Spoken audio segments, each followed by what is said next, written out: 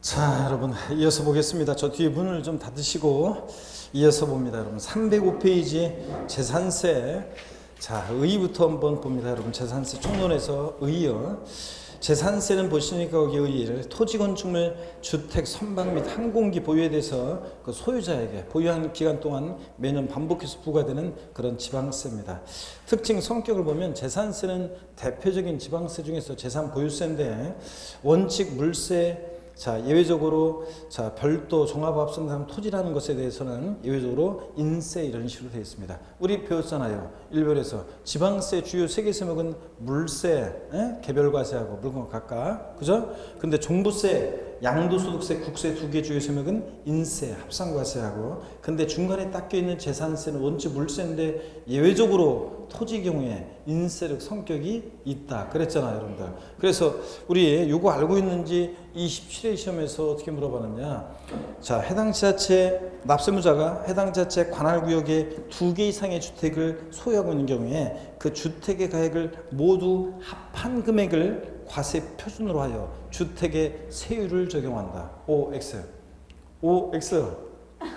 했잖아요, 이거. 자, 다시 해당 지자체 관할구역 내에 2개 이상의 주택을 소유하고 있는 경우에 그 주택의 가액을 모두 합한 금액을 과세 표준으로 하여 주택의 세율을 적용한다. OX. 지난번에 한 건데 물세잖아요, 여러분. 주택만 재산세는 원칙 물세라니까 개별과세. 노원구에 주택 2개가 있어도 A주택과 B주택 가액을 소유자별로 합산해요, 안 해요? 안 한다니까. 주택별로 따로따로 주택별로 과세하는 거고, 다만 토지만 예외적으로 상가토지, 노원구에 A상가 B상가 토지가 있으면 이 토지는 소유자별로 어떻게 한다? 합산해서 세율을 적용하는 거고. 그래서 요거 알고 있는지 물었다고 그랬잖아요. 자, 그래서 시험에서는 물세냐 인세냐 이렇게 직접 묻지는 않는다고 그랬죠. 이 의미 알고 있는지를 묻는다고 그랬잖아요. 그래서 재산세는 원칙 물세, 주택이나 건축물 같은 건 개별과세입니다. 토지만 예외적으로 인세력 성격이 있다. 양다리 걸쳤다 그랬잖아요, 여러분들. 자, 그 다음에 동그라미 3번 수익세, 응익과세 이런 거는 줄 긋지도 마세요. 의미가 없는 거예요. 시험에서는 그냥 학자들이 쓰는 표현이에요. 자, 재산세는 자, 수익세, 그 재산을 보유함으로 인해서 발생할 수 있는 수익성을 보고 부과해요. 수익성을 보고 부과하는 세금이고, 응익과세, 그래서 응익과세 이렇게 얘기합니다. 자, 취득세 등록면에서는 응능과세, 조세부담 능력의 응에서 부과하는 세금이고, 자, 재산세는 응익과세라고 하는데 응할 이건 수익성을 얘기해요. 그 재산을 보유함으로 발생할 수 있는 수익성을 보고 부과하는 세금인데, 예를 들어서 서울특별시 노원구 9번 출구 앞에 예를 들어서 뭐 5층짜리 건물을 갖고 있어요. 그러면 그 재산을 보유함으로 인해서 1년이면 이 정도 수익이 발생하겠구나. 그 재산을 보유함으로 발생할 수 있는 수익성을 보고 부과하는 세금을 뭐라고 하냐? 응익과세, 응익과세. 재산세 같은 애들이 대표적입니다. 말뜻만 대충 짐작만 하면 돼요. 응능과세는 조세부담 능력을 보고 부과하고, 재산세는 응익과세, 그 재산을 보유함으로 발생할 수 있는 수익성에 응해서 과세하는 세금이다. 이렇게 짐작만 하면 돼요. 자, 그래서 뭐 응익과세냐 응능과세냐 묻지는 않습니다. 이건 학자들이 쓴 표현이고 법령에 나와 있는 게 아니니까. 그 다음에 과세권자 재산세는 누가 과세권자냐? 부동산 소재지인 납세지 관할 시장군수 구청장이 시군구, 시장군수 구청장이 과세권자가 됩니다. 자, 부동산 소재지 그랬는데 관할은 당연히 지방세니까 납세지는 어디로 갑니까? 관할은 부동산 소재지고요. 소유자가 아니라, 소유자의 주소지가 아니라 부동산 소재 관할 시군구, 시장군수 구청장이 과세권자가 되고, 단 서울특별시는 특별시장구청장 공동과세 그랬는데 중요한 건 아니고요. 어떤 건지 한번 소개해 드리겠습니다. 여러분 여기 보세요. 우리가 재산세는 원래 시군구가 과세 주체가 돼요. 근데 한번 보세요. 보시면 무슨 얘기냐면, 예를 들어서 서울특별시 같은 특별시에서는요, 재산세 우리가 예를 들어서 100을 내잖아요. 예를 들자면, 그러면 100을 낸다 그러면, 자, 서울특별시 같은 특별시에서는 특별시세와 재산세를 특별시세와 그 다음에 그 자치, 구세로 이렇게 나눠져요. 그래서 자, 우리가 100을 내잖아요. 그러면 일반적으로는 이제 법령의 비율은 이제 달리 정할 수 있는데 일반적으로 이제 50%. 자, 내가 낸 세금의 50%는 서울특별시로 가고요. 나머지 50% 절반은 그 자치구로 가요. 예를 들어서 서울특별시 노원구에 어떤 사람이 재산을 갖고 있어요. 그럼 우리 노원구에 살고 있는 사람이 그 재산에 대해서 재산세를 내잖아요. 그럼 낸 재산세 절반은 어디로 가고? 서울특별시로 가고. 그 다음에 나머지 절반은 그 자치구로 가요. 노원구로. 근데 서울특별시에서 50%를 받아가지고 자기 서울특별시에 지자체 수입으로 하느냐? 그렇지는 않습니다. 박수 한번 또 받고 싶은가 보구만. 그래서 자, 서울특별시 수입으로 하지는 않고 이거 어떻게 하냐면 여러분 서울도 똑같은 서울이 아니잖아요. 그죠? 서울도 강남과 강북의 이 차이를 우리가 솔직히 강북에 살고 계시는 우리 주민 여러분 죄송하지만 이 차이가 있잖아요. 그래서 뭐 소위 강남도 똑같은 강남은 아니에요. 강남구, 서초구, 송파구 이 강남 소위 3구를 제외하고 저기 뭐 그쪽에서 동광도 계신 분들 계시려나? 예를 들어서 강남 쪽에서도 목동 같은 데 좀 빼놓고 나머지는 뭐 중랑구는 강북이구나. 저기 금천구 뭐 이런 식으로 해가지고 뭐 이런 데들은 또 좀 그 구로구, 금천구 막 이렇게 이런 데들은 또 양천구도 또 목동 빼놓고 저쪽은 또 차이가 나고 막 그렇습니다. 그래서 이렇게 해서 각 지자체마다 보세요. 똑같은 서울특별시 내에서도 여러 그 자치구들마다 지방 재정 자립도가 천차만별입니다. 그죠, 여러분들? 강남 상구는 돈이 넘쳐나고 막 그 재정 자립도가 4,500% 되고 막 그러는데 또 그 한 뭐 200%, 100%밖에 안 되는 것도 있고 그러니까 이거 서울특별시에서 50% 받아가지고 여러 구에 골고루 배분해 줍니다, 여러분. 자, 그래서 지방 재정 자립도 불균형 문제를 해소하기 위해서 서울특별시 같은 특별시에서만 특별히 재산세는 특별시세와 구세로 이렇게 나눠집니다. 우리가 내는 건 똑같아요. 내면은 그게 나눠서 가져간다고요. 자, 그런데 또 지자체 여러 구에 또 나눠주기 때문에 배분하기 때문에 결국은 뭐 구로 가는 겁니다. 자, 여러분 이건 예외적인 거고 누가 여러분한테 재산세 과세권자, 과세 주체는 누구냐 그러면 누구라고 대답하셔야 돼? 시군구. 시군구가 과세 주체다. 이렇게 얘기하시면 됩니다. 자, 그 다음에 납세의무자. 자, 중요하다고 그랬어요? 안 중요하다고 그랬어요? 중요하다고 그랬습니다. 재산세는 누가 납부할 의무자가 되느냐? 중요하다고 그랬습니다. 동그라미 1번에 보면 재산세 납세의무자는 원칙적으로요. 재산세 과세 기준일 현재. 재산세는 항상 뭘 판단한다 그러면 언제를 기준으로 판단해? 과세 기준일을 기준으로 판단합니다. 그래서 과세 기준일 현재 재산을 사실상 소유하는 자입니다. 밑줄 쫙이고 요걸 이제 자, 시험에서 바꾼다 그러면 재산세 납세의무자는 원칙적으로 납기 개시일 현재. 여러분 납기 개시일 그러면 재산세 납기가 7월 16일부터 7월 31일까지면 납기 개시일 현재 아니고 과세 기준일 6월 1일 현재예요. 재산세는 항상 뭘 판단한다 그러면 언제 기준으로 판단해? 과세 기준일을 기준으로 판단합니다. 6월 1일 현재 재산을 사실상 소유하는 자예요. 그러니까 등기등록 안 됐어도 사실상 소유하는 자가 원칙적인 납세의무자가 됩니다. 실질과세는 등기등록과 무관하게 과세하니까. 근데 시험에서 이걸 어떻게 바꾸느냐? 재산세 납세의무자는 과세 기준일 현재 재산세 과세 대장상의 소유자이다. 재산세 과세 대장상의 소유자 그러면 공부상 소유자라는 얘기잖아요. 아닙니다. 원칙은 뭐라고요? 사실상 소유하는 자입니다. 공부상 자 소유자로 등재 안 돼 있어도 사실상 소유하는 자입니다. 자, 동그라미 2번이요. 공유재산. 여러분 공유가 뭐냐 나중에 배우죠. 민법 같은 데서 공동소유의 줄임말이에요. 소유자가 여러 명이잖아요. 그럼 공유자들은 뭐가 있겠냐? 지분이 있어요. 지분이. 그게 특징이죠. 그래서 공유재산의 경우 재산세 납세의무자는 그 지분에 해당하는 부분에 대해서 그 지분권자를 납세의무자로 합니다. 갑지분 60%, 을지분 40%인 어떤 토지가 있으면 그 토지분 재산세 납세의무자는 갑과 을이 갑은 60%, 을은 40% 지분에 대해서 각자가 그 지분권자가 납세의무자가 된다는 얘기입니다. 또 쭉 밑줄입니다. 계속 다 지분의 표시가 없는 경우는 지분이 균등한 것으로 봐서 지분권자를 납세의무자로 합니다. 어떤 토지가 있는데 갑과 을이 공유하고 있어요. 근데 지분의 표시가 없어요. 그러면 50%씩 균등하게 소유하는 것으로 봐서 갑 50%, 을 50% 지분권자 각자가 납세의무자가 됩니다. 근데 시험에서 이걸 어떻게 바꿔내느냐? 옳게도 시험에 몇 번 나왔고 바꾼다. 공유재산의 경우 재산세 납세의무자는 공유자 중에서 지분이 가장 큰 자로 한다. OX. 지분이 공유 재산의 경우 재산세나 앞세우면은 공유자 중에서 지분이 가장 큰 자를 앞세운 줄 안다. 아닙니다. 지분권자 각자라니까. 갑 60%, 을 지분 40%, 예? 공유재산이다 그러면 갑은 60%, 을은 40%. 그 각자가 납세우, 지분권자가 납세무자지, 예? 갑이 납세무자가 되는 게 아니에요. 자, 지분이 가장 큰 자로 한다. 아닙니다. 공유재산은 누가 납세무자? 지분권자. 지분에 표시가 없는 경우에 공유재산은 공유자 중에서 지자체장이 지정하는 사람으로 한다. X입니다. 누가 납세무자? 지분권자. 지분이 균등한 것으로 봐서 지분권자입니다. 동그라미 3번은 지금 신경 쓰지 마시고요. 그 다음에 재산세 납세무자로 보는 경우 해가지고 쭉 나와 있는데 이 중에서 또 올해 지난 27회 시험에서는 또 시험에 나왔었는데요. 일단 나머지는 다 자세한 것은 나중에 배우기로 하고 차차 동그라미 1번만 제가 좀 소개해 드리겠습니다.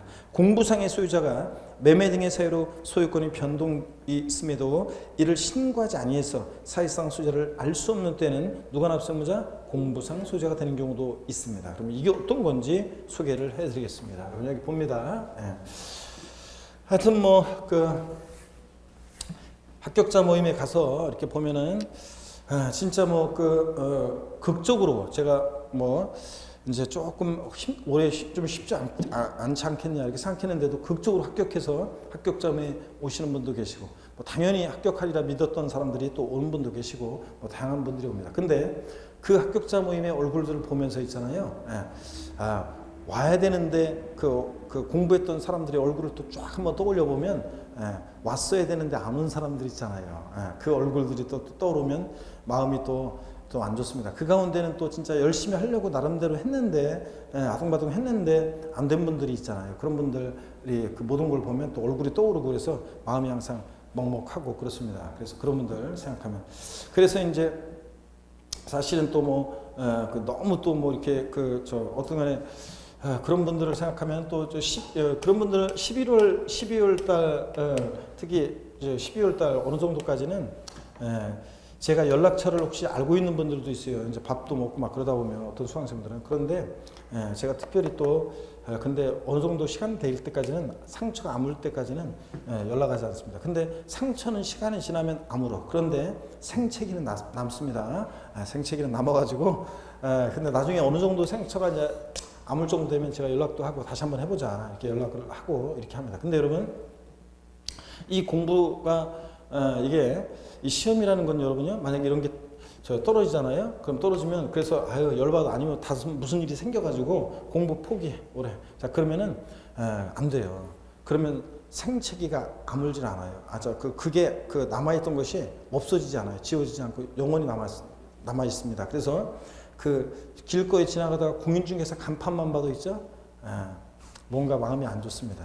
그런 걸로 느껴요. 근데 저 같은 경우에 왜 그런 걸 잘하냐면 제가 어떤 공부하다가 제가 고시하다가 제가 이제 안 돼가지고 1차 합격해서 2차를 봤는데 안 됐어요. 처음에 1차 떨어진 적도 한 2번 있었고 1차 됐고 2차 봤는데 안 됐어요. 다시 이제 1차를 봤는데 또 떨어졌어요. 이런 경험도 있고 그렇습니다. 여러분 근데 아세요?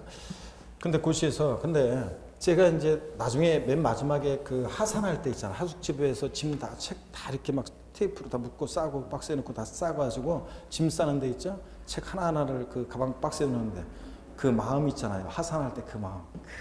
그 무너지는 마음은 있잖아요. 그 무너지는 다 짐 싸갖고 내려오는데 저 같은 경우에는 그 사나이 눈물 있잖아요. 눈물이 진짜 하염없이 나더라고요. 진짜. 엉엉 울진 않았지만 눈물이 진짜 막 나더라고요. 눈물이 막 그냥 그 짐 싸갖고 오는데 그 하숙집 떠나오는데 마지막으로 이제 진짜 하산하고요. 그래서 그때 그 심정을 제가 알아요. 시험 떨어진 사람의 그 심정. 그래서 항상 제가 이제 공부할 때 보면 그 조언을 이제 하거나 그럴 때 항상 진심에 의해서 이제 이분은 어떤 상태인지 보고 제가 이제 파악해서 이제 조언을 하고 막 이렇게 합니다. 그런데 우리 여러분들은 보면은 제가 조언을 드리는데 보면은 어떤 분들이 계시냐면 제가 나이와 상관없이 제가 이제 이렇게 제가 공부에 있어서는 인생에 있어서는 여러분들이 저보다 머리 팽팽 돌아가고, 에?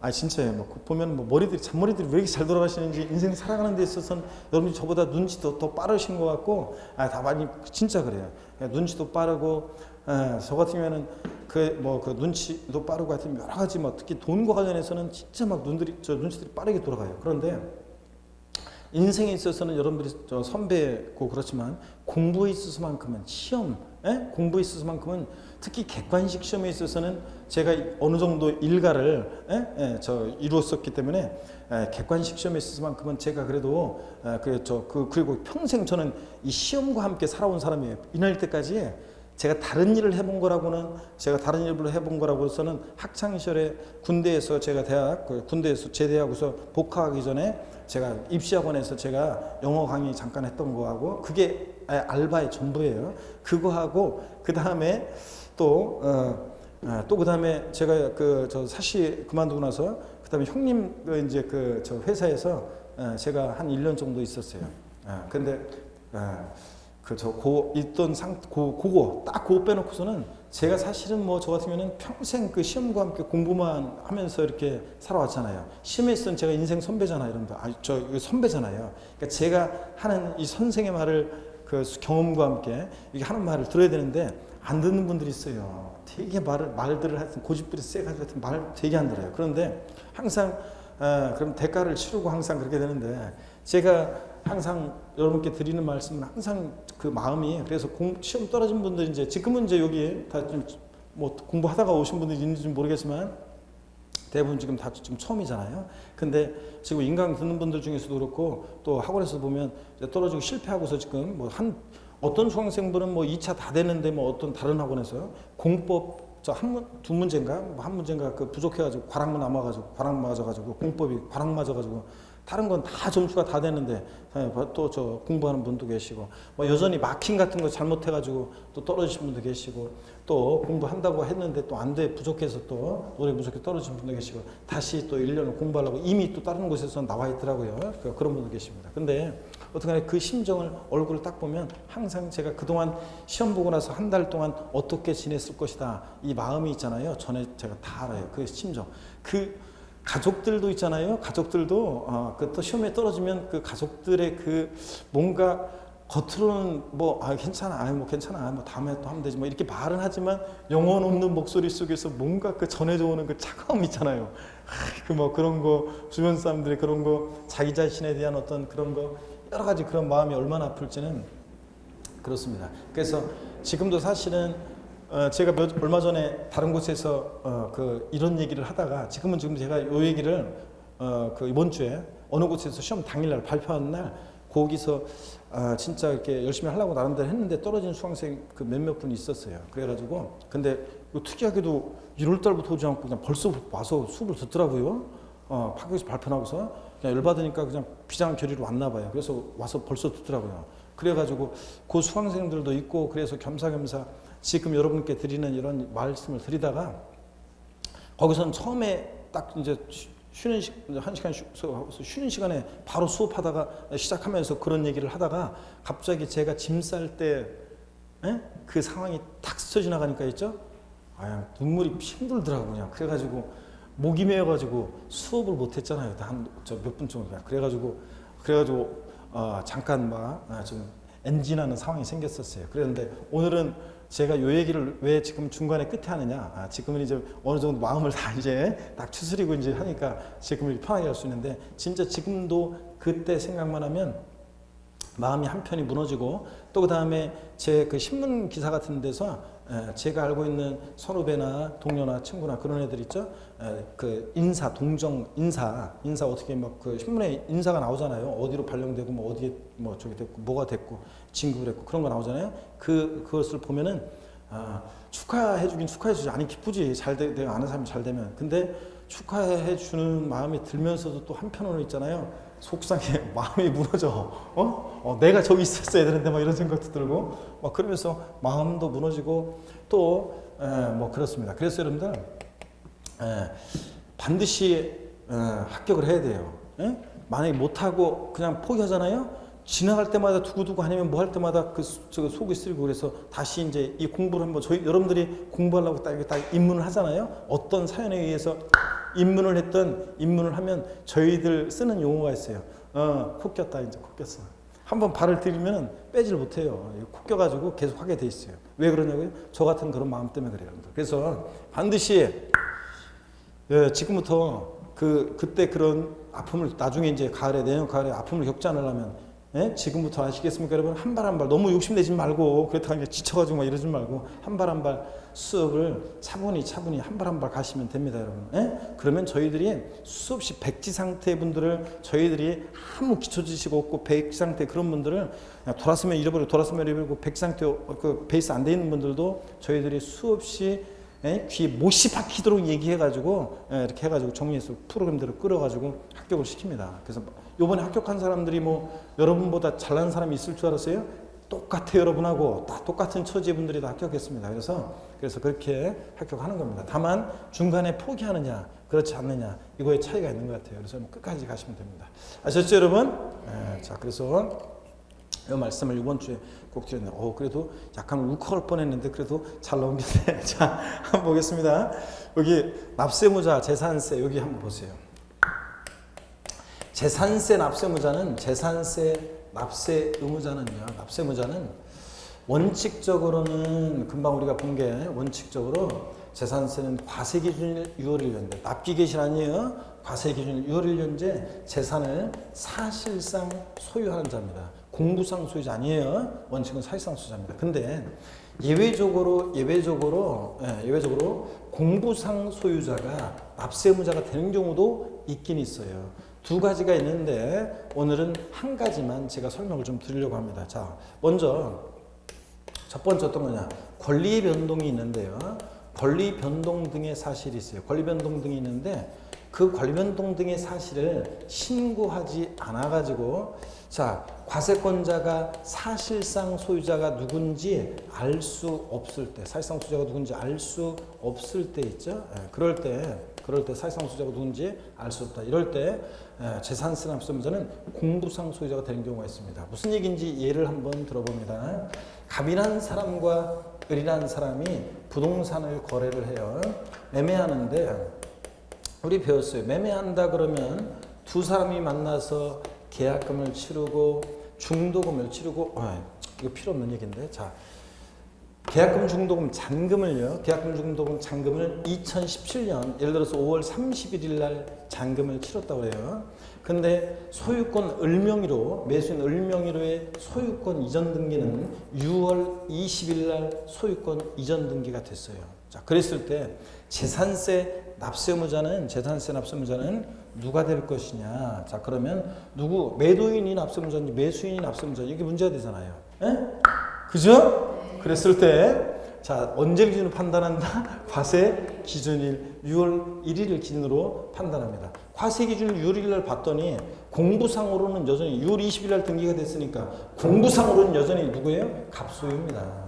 공부상 소유자는 갑인데 5월 31일 날 잔금을 치렀으니까 6월 1일 현재 이 재산을 사실상 소유하고 있는 자는 누구예요? 매수인 을입니다. 그랬을 때 자, 여기를 보세요. 나중에 이제 우리가 뒤에서 나중에 배우는 건데, 나중에 기본서 나오면 나중에 배우는 건데, 자, 이렇게 권리 변동이 있는데, 잘 보세요. 과세 기준일까지 등기가 이행이 안 됐을 때는요, 이 공부상 소유자가요, 과세 기준일 6월 1일로부터 10일 이내에 6월 10일까지 있죠? 6월 10일까지 이런 권리 변동 사실을 공부상 소유자가 신고해 주게 돼 있어요. 계약서 첨부해서 시장문수한테. 그러면 자, 시장문수 정장 공무원이 딱 보니까 자, 등기는 아직 안 되는데 계약서를 보니까 잔금이 5월 31일 날 치러졌어. 그러면 6월 1일 현재 재산을 사실상 소유하고 있는 자는 매수인 을이네. 그래서 재산세는 원칙 사실상 소유자가 납세무자니까 6월 1일 현재 재산을 사실상 소유하는 자는 매수인 을이 납세무자가 되는 거예요. 원칙에. 그런데 문제는 이런 권변동 사실을 신고해 주게 되는데 신고를 안 해요. 그러면 과세권자 입장에서는 언제 잔금 치러주고 이런 걸 모르잖아요. 그러니까 과세기준일 6월 1일 현재 재산을 사실상 소유하고 있는 자가 아니라 이때는 이제 공부상 소유자를 납세 의무자로 하는 경우도 있다는 얘기입니다. 다시요. 큰일 났구만. 졸음이 그냥 아무리 내가 얘기를 해줘도 졸음이 밀물처럼 끝도 없이 밀려오는구만 오늘. 에? 이름이 뭐지? 이름이? 김성운. 자, 전국 방송 탔다 지금. 에? 자, 한번 힘내고 자 여기 봅니다. 허벅지를 꼬집으면서 시험에 합격했던 인천의 주부 수강생 얘기해드렸어요, 안 해드렸어요? 했죠? 공부를 한다 그러면 그런 정신으로 해야지. 허벅지 남편이 반대했는데도 그런 정신으로 허벅지가 멍들도록 꼬집으면서 졸음을 참으면서 공부하니까 신랑이 반대하고 그렇게 싸우고 그랬었는데도 신랑이 그래 내가 도와줄게 그런 마음으로 공부하면 이랬잖아요. 그런 정신으로 공부해야지. 자 여기 봅니다.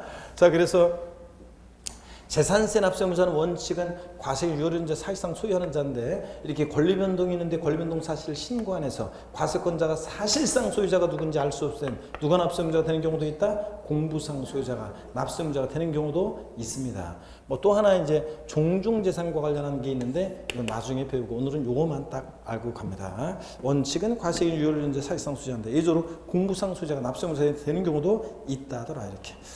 자 그래서 그 얘기까지 보셨고요. 동그라미 1번까지요. 그 다음에 나머지 얘기들은 우리가 차차 이제 나중에 배우도록 하겠습니다. 이 중에서 동그라미 7번 얘기가 이제 27회 시험에서 나왔던 건데요. 소유권의 귀속이 불분명하여 사실상 소유자를 알 수 없는 경우 사용자 그랬는데 이게 이제 시험에 나왔던 건데 자세히 나중에 이제 엄청 강조 드릴 거예요. 자 오늘 그냥 맛배기로 한번 볼게요, 여러분들. 소유권의 귀속이 불분명하다는 것은 이런 거예요. 소유권의 귀속이 불분명한 경우가 어떤 경우냐? 이거는 소유권의 귀속이 불분명한 경우가 어떤 경우인지에 대해서 이거는 이제 법령에는 규정이 없는데 예규에 규정이 되어 있어요. 소유권의 귀속이 불분명하다는 것은 공부상 소유자를 상대로 소송 중인 경우, 쟁송 중인 경우예요. 무슨 얘기냐면 갑이란 사람과 을이란 사람이 있는데 어떤 부동산에 대해서 공부상 소유자는 갑인데요. 근데 을이란 사람이 갑한테 소송을 제기해서 서로 재판 중이에요. 그럼 과세권자 입장에서는 재판이 끝나기 전까지는 얘가 승소할지 알 수 없잖아요. 자, 그랬을 때 재산세 납세무자는 누가 되느냐? 그래서 사실상 소유자, 소유권의 귀속이 불명해서 자, 사실상 소유자가 누군지 알 수 없다. 그러면 누굴 납세무자라냐면 재산세는 수익세이기 때문에 현재 이 재산을 사용하고 있는 사용자를 납세무자로 하는 경우가 있습니다. 현재 이 재산을 사용하고 있는 자한테 재산세를 부과해요. 또는 소유권의 귀속이 불명하다는 것은 공부상 소유자가 행방불명이에요. 어디 갔는지 알 수 없어요. 공부상 소유자 행방불명일 때. 이럴 때 누굴 납세무자라냐? 사용자입니다. 근데 시험에서 이걸 어떻게 바꾸느냐? 소유권의 귀속이 불분명해서 사실상 소유자를 알 수 없는 경우에는 공부상 소유자를 납세무자로 한다. OX. X. 공부상 소유자를 상대로 지금 소송 중에 있거나 어디 간지 알 수 없는데 그러니까 당연히 틀린 지문이고 누구다? 사용자. 나중에 이거 수없이 강조 드리겠습니다. 오늘은 그냥 기출 문제에서 자 한번 보실래요? 27회 시험에서 어떻게 나왔었냐? 이게 이렇게 나왔어요. 한번 보세요. 27회 시험에서 나온 것이 지문에 과세기준일 현재 공부상 소유자가 맞는지 틀린지 들어보세요. 과세기준일 현재 공부상 소유자가 매매로 소유권이 변동되는데도 신고하지 아니하여 사실상 소유자를 알 수 없는 경우에 그 공부상 소유자가 아닌 사용자에게 재산세 납부 의무가 있다. OX요. 요 내용하고 헷갈리라고 요거하고 지금 요 내용하고 그 다음에 또 이 내용하고 섞은 내용이죠. 지문이 섞여져 있죠. 자 보세요. 우리가 사용자가 되는 것은 재산세에서 나중에 이제 엄청 강조할 건데 사용자가 납세무자가 되는 것은 소유권의 귀속이 불분명해서 사실상 소유를 알 수 없을 때 요때 소유권 귀속 불분명해서 사실상 소유를 알 수 없을 때 사용자 요거고 자, 이 지문에서는 지금 보니까 요 위에 얘기를 사용자로 바꿨습니다. 다시 한번 볼게요. 지문을. 자, 어떻게 나왔냐 지문에 과세기준 현재 공부상 소유자가 매매로 소유권이 변동되는데도 신고하지 아니해서 사실상 소유자를 알 수 없을 때는 누가 납세무자라고요? 공부상 소유자인데 여기서는 시험에서는 27회 시험에서는 공부상 소유자가 아닌 사용자에게 재산세 납세 의무가 있다. OX예요. X입니다. 사용자가 아니라 권리변동 사실상 소유자를 신고 안 해서 사실상 소유자를 알 수 없을 때 누구다? 공부상 소유자가 납세무자입니다. 아셨죠 여러분? 이렇게 나왔습니다. 자 그러면 됐고요. 여러분들 계속 이어서 봅니다. 자, 앞서 문제는 그래서 오늘은 원칙과 요 예외 중에서 요 공부상수가 되는 요것만 딱 알고 오늘은 가시면 되겠습니다. 이거요.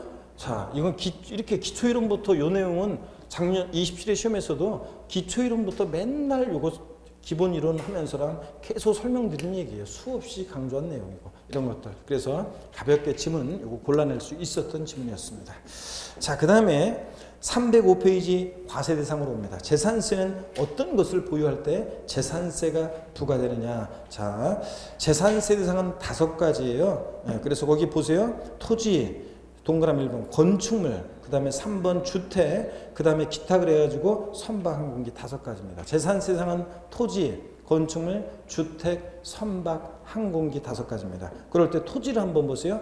재산세 대상이 되는 토지는 지적공부에 등록 대상이 되는 토지뿐만 아니라 그 밖에 사용되고 있는 사실상의 토지를 포함합니다. 사실상의 토지가 뭐냐면 이런 거예요. 잘 보세요. 바다를 메리칸 척이에요. 바다를 메리칸 척 해가지고 아직 지적공부상 등록은 안 돼 있는데 사실상 그 메리칸 척한 토지를 이용하고 있어요. 그러면 그 토지도 그런 토지를 우리가 뭐라고 하냐면 사실상 토지라고 합니다. 지적공부상 아직 등록만 안 돼 있지 바다 메리칸 척하고서 그 토지를 사용하고 있어요. 그러면 사실상 토지라고 합니다. 이런 토지도 재산세 대상이 됩니다. 왜냐? 재산세는 등기등록 허가등과 무관하게 과세하니까 등록되지 않아도 과세가 된다고 그랬습니다. 그죠? 그래서 시험에서 옛날 시험에 재산세 대상이 되는 토지는 모든 토지인데 단 지적공부상 등록되지 않은 토지는 제외한다. OX. X입니다. 등록되지 않은 토지도 어떻게 한다? 포함합니다. 그 다음에 동그라미 2번 건축물. 재산세 대상이 되는 건축물은요. 건축물은 자 취득세하고 건축물의 범위가 같아가지고요. 건축법상 건축물, 건물뿐만 아니라 여러 가지 시설물을 포함하고 그렇거든요. 근데 이런 얘기들을 자 정리해서 한번 제가 정리를 해드리겠습니다. 오늘 제가 딱 진도를 보니까 과세 대상까지만 정리해드리고 재산세 자세한 얘기 이제 과세 표준과 세율에 관한 뭐 이런 것은 중요한데 그런 것은 아무래도 다음 주에 설명을 드려야 되겠네요. 여기 봅니다. 오늘 과세 대상까지 보고 가야 되겠네요. 여기 보세요.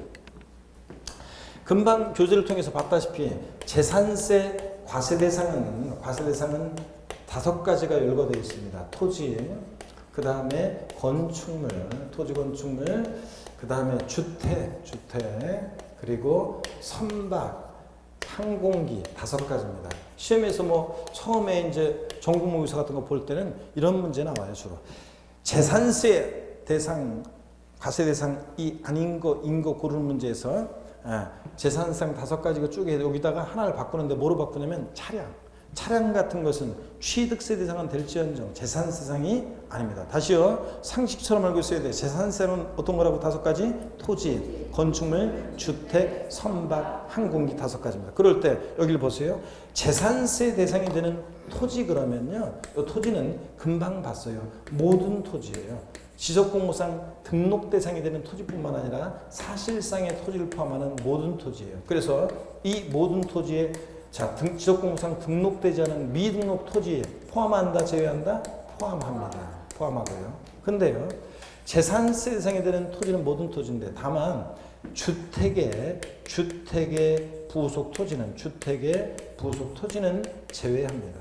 토지분 재산세 대상이 되는 토지에서 주택의 부속 토지는 제외예요. 자, 주택의 부속 토지는 토지분 재산세 대상이 아니에요. 그럼 무슨 얘기냐? 자, 일단 여기 한번 보세요. 우리가요 재산세에서 주택과 상가의 과세 입장을 제가 한번 소개해 드릴게요. 이거를 이해해야지 이제 뒤에서 이제 나중에 좀 깊은 내용들을 이해할 수 있게 됩니다. 자, 잘 보세요, 여러분들. 주택 그러면 재산세에서 주택 그러면 주택이라는 것은 주거용 건축물과 그 부속 토지를 우리가 주택이라고 합니다. 주거용 건축물과 부속 토지요. 근데 여러분 주택은 세대원이 장기간 독립된 주거 생활을 영위할 수 있도록 구조로 건축된 주거용 건축물과 부속 토지를 말하는데 주택에 대해서 과세할 때는 공시 가격 있잖아요. 그 개별주택 가격 같은 공시 가격을 평가할 때요. 주택은 시가표잖아요. 공시 가격 평가할 때 주택은 건물과 토지 가격을 합쳐가지고 하나로 통합 평가합니다. 가격을. 그러니까 우리가 자 주택의 시가표준에 개별주택 가격 그러면 그 개별주택 가격에는 주택의 건축물 부분과 일정 면적까지 토지 가격을 하나로 합친 가격입니다. 자, 그래서 건물과 토지 하나로 통합해서 가격을 평가하고요. 또 과세할 때도 통합 과세합니다. 그래서 주택은 통합 과세. 무슨 얘기냐? 건물과 토지를 하나로 해서 주택분 재산세 대상으로 과세합니다. 이렇게. 근데 자, 상가의 과세 입장을 한번 볼게요. 재산세에서 상가는 어떻게 과세하면 상가에 건축물과 토지가 있잖아요. 상가에 건축물과 토지가 있잖아요. 그러면 상가는 건축물은 건축물 가격, 상가의 건축물은 건축물 가격을 따로 공시가격 평가할 때 개별 과세합니다. 개별 과세요. 상가는 건축물은 건축물 가격만 따로 가격을 평가하고요. 개별 과세한다고 했어요. 제가 평가, 개별 평가하고요. 가격, 자, 건축물 가격만 개별 평가하고 토지는 상가 토지 가격만 따로 개별 평가합니다.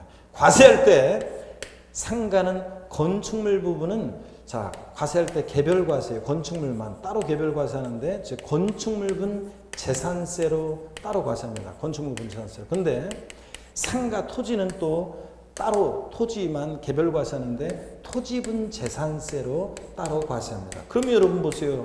알겠네. 주택은 항상 과세할 때 이 개념이 머릿속에 있어야지 나중에 응용력이 생깁니다. 주택은 항상 재산세에서 건물과 토지를 하나로 가격 평가해서 하나로 주택분 재산세로 과세한다. 토지하고 건축물을 하나로. 근데 상가는 건축물과 토지가 있으면 건물은 건물, 토지는 토지를 따로따로 가격 평가하고 따로따로 과세합니다. 아시겠습니까, 여러분? 자, 그러면 보세요. 자, 재산세상에 되는 여기 토지에서 재산상에 되는 토지에서 주택 부속 토지는 제외한다고 했는데 주택 부속 토지는 어디서 과세하니까 주택분 재산세 대상으로 과세하니까 여기서 과세하니까 토지분 재산세에 되는 토지에서 주택 부속 토지는 어떻게 한다? 제외됩니다. 아시겠습니까, 여러분? 그 다음에 건축물 그러면요. 자, 재산세 대상에 드는 건축물은 건축물 범위가 취득세와 범위가 동일해요. 그래서 건축물 그러면 우리가 알고 있는 공법에서 여러분들이 배우는 이제 건축법상의 건축물뿐만 아니라 했죠. 건축법상의 건축물뿐만 아니라 자, 일정한 시설물도 건축물과 독립한 시설물도 포함되어 있습니다. 그 시설물의 대표적인 것은 뭐냐면요. 골프 연습장 같은 이런 시설물도 취득세 대상이 되지만 재산세 대상도 됩니다. 그래서 골프 연습장 같은 시설물도 또 그 다음에 자 건축물 그러면 여기 무허가 건축물도 당연히 무허가 건축물도 포함합니다. 자 실질과세는 등기되지 않아도 등록되지 않아도 허가받지 않아도 과세가 되잖아요. 그러니까 무허가 건축물도 재산세 대상이 되고요. 자 그렇습니다. 근데 이 건축물에서 주거용 건축물은 어떻게 한다? 제외합니다. 주거용 건축물은 어디서 과세하니까? 주택분 재산세 대상에서 과세하니까. 이해되시죠, 여러분? 자, 재산세 대상이 되는 주택 그러면 주택이라는 것은 주거용 건축물과 그 부속 토지를 말합니다. 그러니까 항상 부속 토지까지 포함되어 있는 거예요. 근데 시험에서는 어떻게 또 바꾼다 그러면 이걸 어떻게 바꿀 수 있냐? 재산세 대상이 되는 주택이라고 하면 세대원이 장기간 독립된 주거생활을 영위할수록 구조로 건축된 주거용 건축물과 부속 토지를 말한다 이렇게 돼 있어야 되는데 부속 토지를 제외한 주거용 건축물을 말한다. X입니다. 항상 주거용 건축물 나오면 부속 토지도 어떻게 한다? 포함합니다. 그 다음에 이 주택에는 별장도 포함합니다. 지방세법상 상시 주거용에 상하지 않는 주택 별장도 주택 중과세 한다는 것뿐이지 나중에 재산세를 주택분 재산세인 주택에 포함해서 과세를 합니다. 자 그리고 선박 공기는 뭐 설명드릴 게 없어요. 대상이라는 것만 알면 됩니다. 자 그래서 재산세 과세상 그러면 요 내용을 꼭 알고 있어야 돼요. 자 다 같이 다시요. 재산세는 과세 대상은 5가지 토지, 건축물, 주택, 선박, 항공기인데 토지는 모든 토지입니다. 지적공부상 등록 대상이 되는 토지뿐만 아니라 사실상의 토지를 포함한 모든 토지가 대상이고 다만 주택의 부속 토지는 포함한다, 제외한다? 제외한다. 주택분재산세니까. 또 건축물 그러면 취득세와 똑같이 나중에 취득세상에서 건축물 자세히 배울 건데 건축법상의 건축물, 건물뿐만 아니라요. 지붕과 기둥 또는 벽이 있는 사무실, 창고, 차고, 점포 같은 건물뿐만 아니라 자 골프 연습장 같은 시설물도 재산세 대상이 됩니다. 그 다음에 또 무허가 건축물 당연히 포함하고요. 주거용은 제외하고요. 자, 주택 그러면 주거용 건축물과 부속 토지를 말한다는 거. 이런 내용들. 항상 재산세에서 과세 입장, 주택에 대한 과세 입장. 주택은 항상 재산세에서는 건물과 토지를 하나로 가격 평가하고 하나로 주택분산세 대상으로 과세한다. 근데 상가는 건물과 토지 따로따로 가격 평가하고 따로따로 과세한다. 상가의 건축물 부분은 건축물 분재산세로, 상가의 토지 부속 토지는 토지분 재산세로 따로따로 과세합니다. 상가의 건물은 요 건축물 분재산세 대상으로, 상가의 토지는 토지분 재산세 대상으로 따로 과세한다는 얘기입니다, 여러분. 이해되십니까, 여러분? 네, 자, 교재 마무리 짓겠습니다. 305페이지 부동산 다시 보세요. 토지 재산세 대상이 되는 토지는 시적공부에 등록 대상이 되는 토지와 그 밖에 상대되는 사실상의 토지를 말하고, 2번 건축물 부속 토지와 구분과세. 무슨 말인지 대충 이해되십니까, 여러분? 건축물은 상가 같은 일반 건축물은 토지하고 따로따로 구분해서 과세한다고. 상가의 건축물은 건축물 재산세로, 토지는 상가 토지는 건축물의 부속 토지는 토지분 재산세 대상으로 구분해서 과세합니다. 자, 3번 주택 부속 토지와 뭐라고 되어 있어요? 통합과세. 항상 주택은 건물과 토지를 어떻게 한다? 하나로 통합해서 평가하고 통합해서 과세합니다. 주택분 재산세 대상으로. 이해되십니까, 여러분? 자, 주택은 부속 토지와 통합해서 과세하고. 자, 그럴 때 일반 주택도 있고 고급 주택 포함 뭐 이렇게 되어 있는데 지금 시험 쓰지 마세요. 별장도 포함되어 있습니다. 별장도 포함되어 있고. 기타 선박 공기는 대상이라는 것만 알면 됩니다. 재산세상 5가지 소개해드렸고 좀 더 자세히 제가 말씀을 드렸습니다. 자, 그래서 여기까지 설명을 드렸고 저를 봅니다. 자, 이렇게 해서 재산세 과세상까지 우리가 살펴봤네요. 자, 그러면 여러분 봅니다. 오늘 이제 진도는 여기까지 하고 배운 것을 복습을 하고 우리가 마치도록 하겠습니다. 그러고 보니까 오늘 금주의 유머 준비한 거 있었는데 안 했네. 어떻게 하다가 안 했지? 이미 시간 끝났어요. 이제 다음 주에 해드리도록 하고. 자, 이어서 봅니다. 오늘 우리가 뭘 배웠냐 그러면 취득세. 우리 취득세는 신고 납부하는 세금인데 납세 절차, 부가징수, 어떻게 취득세는 자 징수가 되는지. 취득세는 신고 납부하는데 납세문자가 세금 계산해서 관할 지자체에 신고 납부하는데 언제까지 신고 납부해야 되느냐. 원칙 취득일부터 언제까지요? 60일 내 신고 납부합니다. 증여 포함해서 60일 내. 상속으로 취득한 자산은 상속인이 국내 주소를 두고 있다. 상속 개시일로부터 아니고 상속 개시일이 속하는 달에 말일로부터 몇 개월? 6개월 내 신고 납부합니다. 상속인이 외국에 주소를 두고 있으면 9개월 내 신고 납부합니다. 그 점은 취득세. 근데 등기 등록을 고기를 드시고 등기 등록을 유하는 재산일 때 취득세는 언제까지 신고 납부한다? 이 신고 납부 기간 내에서 언제까지? 등기 등록하기 전까지, 등기하기 전까지 취득세 신고 납부해야 합니다. 그 다음에 등록면허세는 원칙적으로 언제까지 신고 납부합니까? 등록면허세는 등기 등록하기 전까지, 등록하기 전까지 또는 등기하기 전까지 신고 납부합니다. 원칙 기간 나오면 돼야 안 돼? 안 돼요. 등록면허세는 기간이 없어요. 원칙. 예외 나중에 배우고. 그 다음에 그래서 등록면허세는 부동산 등기할 때 부동산 취득일로부터 60일 내 등록면허세 신고 납부한다. OX. X입니다. 상속을 원인으로 등기할 때 등록면허세는 상속개시일이 속하는 달에 말일부터 6개월 내 등록면허세 신고 납부한다. X입니다. 그냥 등기하기 전까지입니다. 기한 나면 안 되고. 그 다음에 취득세. 자, 이런 것들을 또 배웠고, 취득세 이 납부기한 내 신고납부를 불성시하면 가산세가 적용되는데, 가산세는 똑같습니다. 신고행위와 납부행위 구별해서 신고기간 하루만 딱 지나도 신고불성실 가산세 의무 위반에 정도했더라. 자, 40, 20, 10% 신고불성실 가산세 깔아놓고, 그 다음에 하루하루 지날 때마다 납부불성실 가산세는 일일 얼마? 0.03%일로 가산된다 그랬습니다. 그래서 여러분들 이런 거. 자, 등록면허세도 일반 가산세는 똑같습니다. 자, 그 다음에 또 이런 것들을 우리가 좀 더 배웠고요. 자, 그 다음에 저를 보세요, 여러분들. 취득세하고 등록면허세를 제가 비교해 드렸는데, 취득세 과세 주체는 특광도, 등록면허세는 과세 주체 누구? 구도. 대답을 왜 안 하시오? 구도구. 취득세는 사실주의 과세입니다. 등기되지 않아도, 등록되지 않아도, 허가받지 않아도 과세가 되죠. 근데 등록면허세는 형식주의 과세하고 명의자 과세 원칙이 적용되니까 등기 등록이라는 형식 갖출 때 그 명의자에게 부과합니다. 등록면허세. 그래서 저를 보세요. 등록면허세, 자, 지자체에 등록면허세를 신고 납부했는데 등기를 하려고 했는데 등기를 못했어요. 그랬을 때 지자체 이미 납부한 등록면허세는 돌려준다, 안 돌려준다? 돌려준다, 안 돌려준다? 돌려준다고 그랬습니다. 밥을 먹었는지 안 먹었는지만 생각해. 밥 못 먹었으면 돈 받고 나와야지. 예? 자, 등기가 없으면 등록면허세, 자, 밥 못 먹었으니까 돌려받아야죠. 예. 근데 자, 계약에 등기가 되고 등록면허세를 신고 납부했는데 계약에 무효 취소의 원인이 있어서 등기가 말소되는 경우에, 그래서 소유권이 환원되는 경우에는 그 등록면허세, 이미 납부한 등록면허세 돌려준다, 안 돌려준다? 안 돌려준다. 밥을 먹었으니까 사곡밥이라도. 그죠, 여러분들? 예.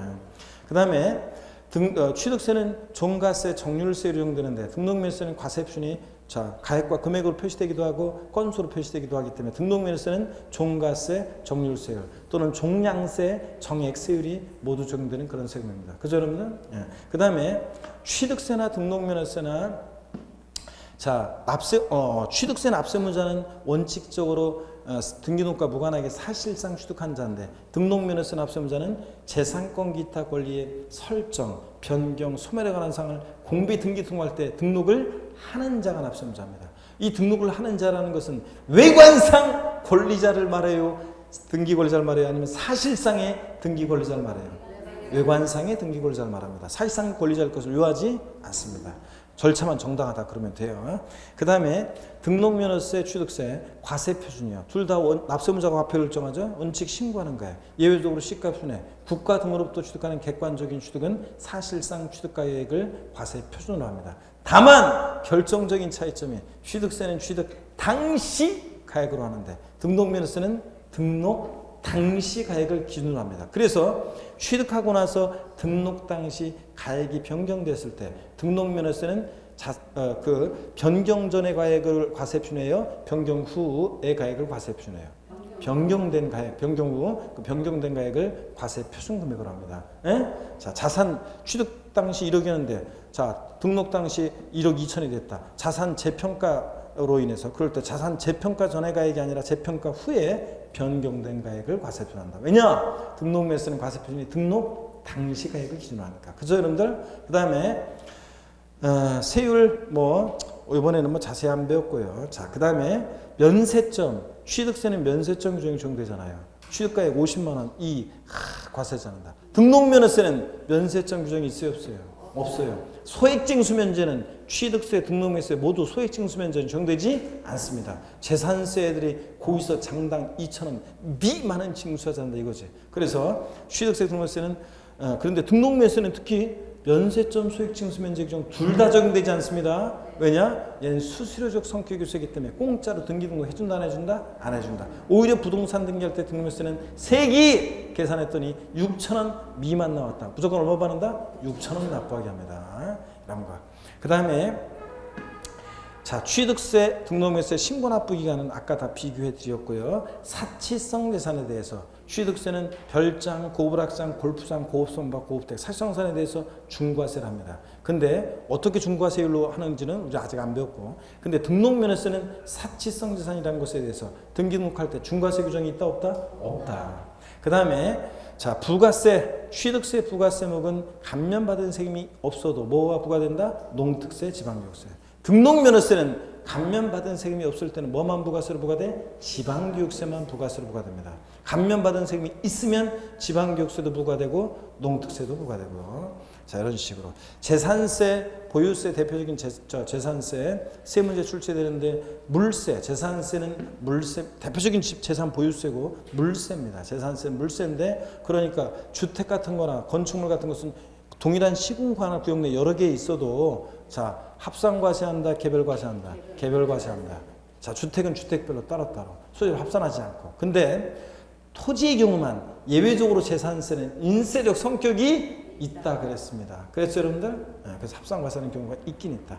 자, 그 다음에 저를 보세요. 가서 고기를 드시고 재산세는 과세 대상은 5가지입니다. 어떤 거라고요? 토지, 건축물, 주택, 선박, 항공기입니다. 자, 토지, 모든 토지입니다. 지적공사상 등록된 토지뿐만 아니라 등록되지 않은 토지도 포함하고, 자, 주택 입속 토지는 토지분 재산세 대상이 되는 토지에서 어떻게 하고 제외합니다. 주택 입속 토지는 어디서 과세하니까 주택분 재산세 대상에서 주택과 하나로 평가해서 하나로 과세하니까.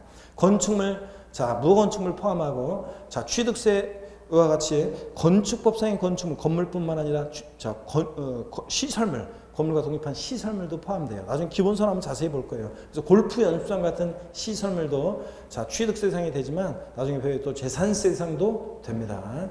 그 다음에 자, 주택 주거용 건축물과 부속 토지를 말하고 별장도 포함해서 주택 분재산세 대상이 되는데, 다만 주택은 과세할 때 항상 건물과 토지를 하나로 가격 평가하고 하나로 과세한다. 그래서 주택 분재산세 대상으로. 근데 상가는 건물과 토지를 따로따로 가격 평가하고 건물은 건축물 분재산세 대상으로, 상가 토지는 토지분 재산세 대상으로 따로따로 개별 과세합니다. 아셨죠? 따로따로. 그 다음에 재산세 납세의무자는 원칙, 자, 과세 기준 6월 1년제 재산을 사실상 소유하는 자입니다. 근데 예외적으로 공부상 소유자가 납세의무자가 되는 경우도 있었습니다. 권리 변동이 있는데 권리 변동 사실을 신고 안 해서 과세권자가 사실상 소유자가 누군지 알 수 없을 때는 예외적으로 누가 납세의무자? 공부상 소유자. 소유권의 귀속이 불분명하여, 소유권의 귀속이 불명하다는 것은 공부상 소유자를 상대로 소송 중에 있거나 그자가 행방불명일 때, 공부상 소유자가. 이래서 소유권의 귀속이 불명해서 사실상 소유자를 과세권자가 알 수 없을 때 재산세는 누가 납세의무자가 된다? 사용자. 소유권 귀속 불분명 사용자. 예? 자, 이런 겁니다, 여러분. 아시겠습니까, 여러분? 자, 이렇게 해서 오늘 이 정도 하시면 되고, 우리 다음 주에 재산세 마무리 짓고 종부세 다 보고 소득세 이제 앞부분으로 갑니다. 다음 주에 우리 씩씩한 모습으로 다시 뵙도록 하겠습니다. 여러분 고맙습니다. 수고하셨습니다.